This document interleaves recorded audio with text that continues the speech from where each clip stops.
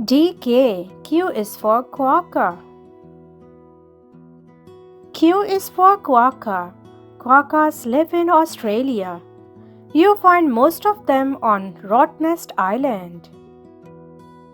Q is for Quirky. These adorable animals seem like they are always smiling. Quokkas poke their tongues out.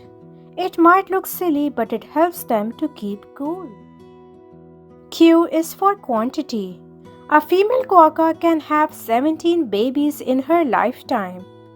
Each new baby stays in the mother's special tummy pouch. Q is for quoll. This furry animal lives in Australia too. There are lots of Australian animals: quoll, wallaby, echidna, koala, kangaroo, wombat. Q is for quizzical.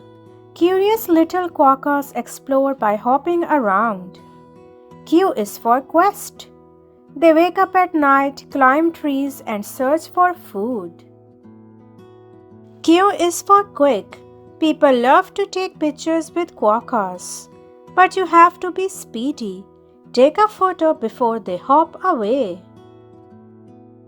Q is for quiet. It's time for our furry friends to have a nap in the shade. Shh.